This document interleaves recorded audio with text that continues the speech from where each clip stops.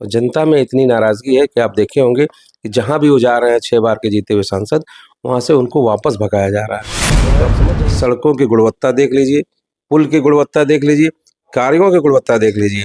हमने से 6 बार के कार्यकाल में फरंदा चीनी मिल के लिए उन्होंने क्या किया, घुगली चीनी मिल के लिए क्या किया और अब गड़ौरा के लिए क्या कर रहे हैं। गड़ौरा चीनी मिल तो चलती हुई बंद करा दिया इन लोगों ने। नमस्कार, मैं हूं राकेश चौधरी। आप देख रहे हैं एक्सप्रेस पब्लिक न्यूज। अभी मैं मौजूद हूं जनपद महाराजगंज के फरिंदा क्षेत्र में। मेरे साथ हैं विधायक यहां के वीरेंद्र चौधरी जी। इनसे बात करेंगे और जानेंगे आखिर कुछ सवाल रहेंगे मेरे, जिसका जवाब देंगे। सर, बहुत बहुत स्वागत है आपका। आपको बहुत बहुत धन्यवाद राकेश जी, आपने अपना बहुमूल्य समय निकाल के यहाँ तक आए, इसके लिए धन्यवाद आपको और आपके चैनल को भी। सबसे पहले सर, कांग्रेस आपको टिकट दिया, क्या कहेंगे? देखिए, ये तो हमारे नेता का विश्वास है, हमारी पार्टी के लोगों का विश्वास है। आदरणीय सोनिया गांधी जी, मल्लिकार्जुन खड़गे जी, प्रियंका जी और राहुल जी, ये सब मेरे ऊपर विश्वास रखते हैं, इसलिए उन्होंने अपना विश्वास जताया और मुझे यहाँ पे उम्मीदवार बनाया है। उनको धन्यवाद।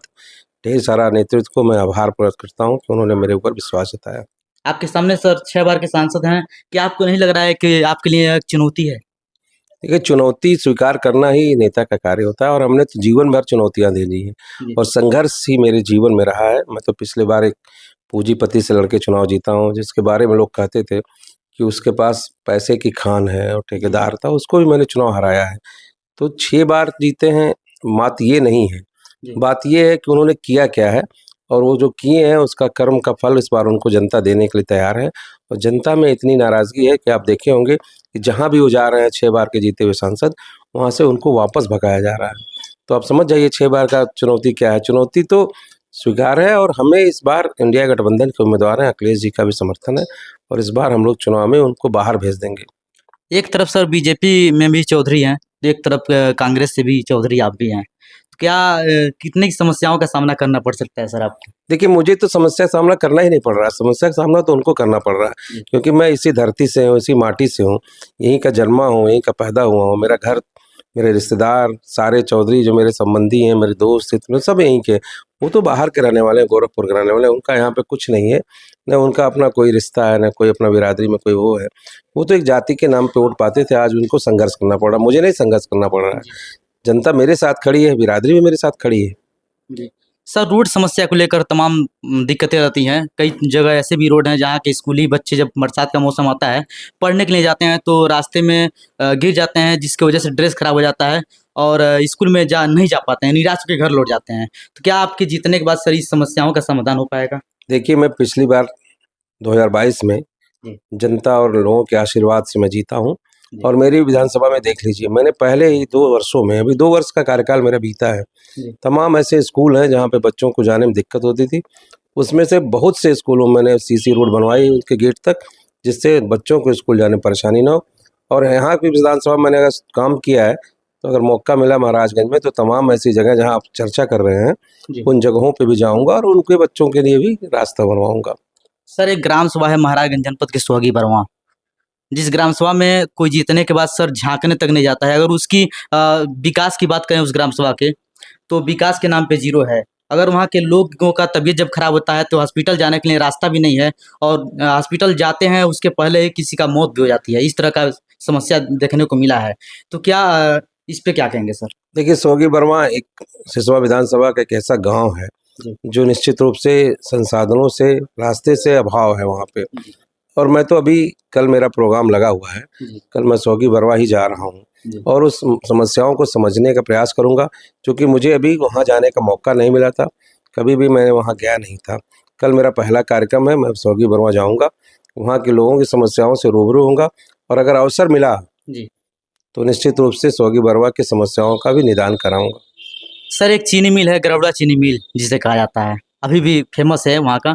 किसान हमेशा आवाज़ उठाते हैं, किसान उस चीनी मिल के लिए आक्रोश रहते हैं, तमाम जो नेता लोग रहते हैं उन पे, और कहते हैं लोग कि चीनी मिल न होने के कारण हम लोग को बहुत सारी दिक्कतों का सामना करना पड़ता है, यहाँ से कहीं और जाना पड़ता है गन्ना लेकर के। तो क्या इस पे क्या कहेंगे और कैसे इसका निदान होगा सर? देखिए, गड़ौरा चीनी मिल इन्हीं के कार्यकाल में बंद हुई है और अभी 2 वर्ष पहले तक वो चीनी मिल चल रही थी। लोगों ने कहा कि हमारी सरकार राज्य में नहीं, तो हम समस्या हमारे लिए है, लेकिन अब इनकी राज्य में भी सरकार है, केंद्र में भी सरकार है और जिस तरह से चीनी मिल का, चाहे फरिंदा चीनी मिल हो, चाहे घुगली चीनी मिल हो, चाहे गड़ौरा चीनी मिल हो, ये चीनी मिलें बंद हुई हैं। इनका तो इनके ऊपर जनता का आक्रोश सही है और ये इन्होंने इन चीनी मिलों के लिए कुछ नहीं किया है। जी। पिछले 6 साल से जीते हैं, आप बता रहे हो 6 बार से। 6 बार के कार्यकाल में फरंदा चीनी मिल के लिए उन्होंने क्या किया, घुगली चीनी मिल के लिए क्या किया, और अब गड़ौरा के लिए क्या कर रहे हैं। गड़ौरा चीनी मिल तो चलती हुई बंद करा दिया इन लोगों ने। और या और तो छोड़ दीजिए, अभी सिसवा चीनी मिल का प्रकरण आप जानते होंगे। चीनी मिल चल रही थी, एक पार्ट उसमें खराब हो गया था। उस पार्ट को खराब होने के नाते चीनी मिल प्रशासन बंद करना चाह रहा था, और वर्तमान सांसद जी गए और उन्होंने कहा ठीक है, मिल्क गेट का गन्ना दूसरे सेंटरों पे, दूसरे चीनी मिलों को ट्रांसफर डाइवर्ट कर दीजिए। और वो ये भी नहीं कहे कि इसको चलाने का प्रयास कीजिए। हम लोगों ने वहाँ पे अपना दबाव बनाया, गेट पे अनशन करने की धमकी दी, प्रशासन और वहाँ का प्रबंधन में मेहनत किया, चीनी मिल चल गई। तो चीनी मिल में उनका कोई किसानों के प्रति कोई लगाव नहीं है। सांसद जी का कभी भी किसानों की समस्याओं के बारे में वो सुनते नहीं है। उनको तो सिर्फ और एक है, वो अपना व्यापार करने आए, व्यापार करते हैं, यहाँ भी व्यापार करके चले जाते हैं। सर क्या आपके सर पे अगर सेहरा होगा तो क्या उम्मीद लगाया जाए, क्या उसका निदान हो जाएगा? देखिए, हम आप बैठे जहाँ पे हो, जी। ये मेरी जो घर है, जो ज़मीन दिख रही है, जी। ये सब गन्ने से बनी हुई है। जी। मेरे पिताजी एक गन्ना किसान थे और फरिंदा चीनी मिल के बढ़िया ग्रोवर थे, और उन्होंने अपनी पूरी ज़िंदगी जी। खेती-बाड़ी से बिताई है। ये आपके सामने जीता जागता उदाहरण है। तो मैं ऐसे परिवार में पैदा हुआ जहाँ खेती-बाड़ी से आदमी ने आगे बढ़ा। किसान का बेटा हूँ, दर्द समझता हूँ, किसानों की समस्या जानता हूँ। अवसर मिला तो उन समस्याओं के लिए लड़ूँगा। सत्ता में आ गई तो निश्चित रूप से उसके लिए समाधान करूँगा, संघर्ष करूँगा और उसको आगे बढ़ाने का प्रयास करूँगा। सर महाराजगंज जिला जो एक भ्रष्टाचार में लिपित रहता है, जब हम लोग जाते हैं कहीं पुल में ही घोटाला होता है, भ्रष्टाचार होता है, तो कहीं हम लोग जाते हैं रोड में भ्रष्टाचार होता है। ऐसे कई ग्राम सभा में, सरकारी आवास में भी भ्रष्टाचार होता है। तो इस पे कितनी ईमानदारी से क्या काम करेंगे जीतने के बाद, और क्या उम्मीद लगाया जाए सर आपसे? देखिए, मैं बहुत कुछ तो ज़ीरो टॉलरेंस की बात नहीं कर सकता, जी। लेकिन आप मेरी विधानसभा में आप घूम लीजिए। 2 साल का कार्यकाल हुआ है, सड़कों की गुणवत्ता देख लीजिए, पुल की गुणवत्ता देख लीजिए, कार्यों की गुणवत्ता देख लीजिए। हमने अपने विधानसभा में एक नई परंपरा की शुरुआत की है। हमने अपने सभी कार्यों विधायक निधि को एक अच्छी कार्यदारी संस्था से मैंने काम करवाया, जिसको RES कहते हैं, रूरल इंजीनियरिंग सर्विसेज से। इसके अलावा पूरी जनपद नहीं, पूरे आप मंडल के विधायकों को देख लीजिए, उन्होंने जो काम कराए हैं, कैसी संस्थाओं से कराए हैं, जिन संस्थाओं के बारे में मुझे ये साहब आपके मीडिया के बारे में नहीं कहना, आप खुद पता करिए। मैंने अच्छी संस्थाओं से जिनकी गुणवत्ता अच्छी है, उसको मैंने अपना विधायक निधि ट्रांसफ़र किया है, जिससे काम अच्छा हो। प्रयास किया है कि भ्रष्टाचार खत्म हो, कम हो, और 2 साल में मैंने उसको बहुत कम किया है। मैं खुद ही भ्रष्टाचार विरोधी हूँ। मैंने अपने विधायक निधि में आज तक कमीशन नहीं लिया है। आप सोच सकते हो कि कोई विधायक, अगर आप पता करो जो ऐसा विधायक मिल जाए आपको, जिसने अपने विधायक निधि में पैसा नहीं लिया हो, तो आप मेरे सामने, मैं आपके सामने बैठा हूँ, आप किसी से भी जाके पूछ लो, ये चीज़ें आपको पता चलेंगी।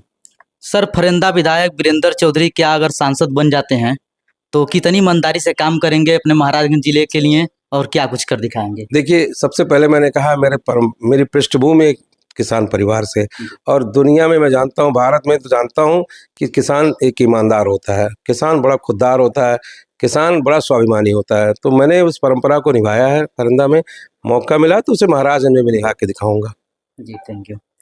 तो अभी मेरे साथ थे फरिंदा विधायक वीरेंद्र चौधरी, जिनसे मैं बातचीत किया और जानने का प्रयास किया। कुछ सवाल रहे जिसका इन्होंने जवाब दिया, और देखना मुझे यह है कि इस बार उम्मीदवार कौन होगा, किसके सर पे सेहरा होगा, और किस तरह से कौन निभाता है, इस महाराजगंज जिले को कौन विकसित करता है, इसका भी खबर हम लोग लगातार चलाते रहेंगे, और जो भ्रष्टाचार करेगा उसके खिलाफ हम लोग लड़ेंगे।